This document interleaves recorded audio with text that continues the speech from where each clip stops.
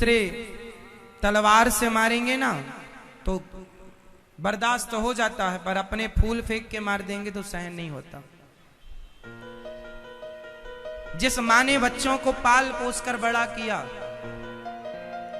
पता नहीं लोग क्यों भूल जाते हैं कि बच्चे किस तरह से पलते हैं, कितना लाड़ करना पड़ता है बच्चों को, माँ का कितना स्नेह है। छोटे छोटे बच्चों को बाप की जरूरत नहीं पड़ती, माँ की जरूरत पड़ती है। माँ की छाती से चिपके रहते हैं बच्चे, एक क्षण के लिए बच्चे अलग नहीं होना चाहते अपनी माँ से। वही बच्चे जो अपनी माँ से एक पल के लिए अलग नहीं होना चाहते, देखो बड़े होने के बाद इतने समझदार हो गए, इतने पढ़ लिख गए कि अपनी माँ को मारने लग गए।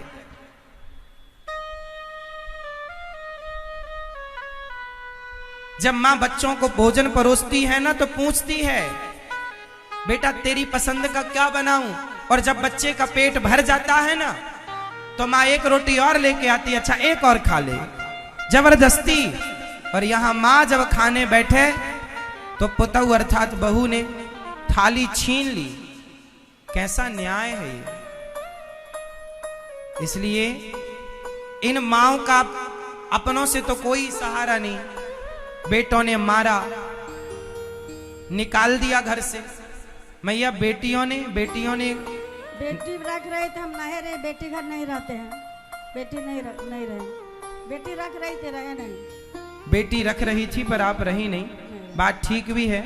अपनी यदि बेटी सेवा करना चाहे तो कराने में दिक्कत नहीं है, पर फिर भी आज कुछ ये मानते हैं कि बेटी के यहाँ नहीं रहना चाहिए। वो अपनी सबकी अलग अलग मान्यताएं हैं। चलो, पर बेटे यदि बेटा ना होता तो फिर ये ठीक था कि बेटी सेवा करती, पर यहाँ तो बेटा है तो जिम्मेदारी बेटे की है कि वो सेवा करे। बहू की जिम्मेदारी है वो सेवा करे, पोता पोती की जिम्मेदारी है वो सेवा करे। पर माँ कोई सेवा जब नहीं करता, मारते पीटते हैं, तो मैया यहाँ आ गई। मैया आप यहाँ आई, आपको यहाँ तो कोई तकलीफ नहीं है? मेरी माँ कोई तकलीफ नहीं है बेटा, यहाँ आप सुखी हैं? बहुत खुशी है, बहुत। यहाँ आप रहती हो, यहाँ रहने का कोई पैसा तो नहीं लिया हमने आपसे? नहीं, एक पैसा नहीं, कुछ नहीं।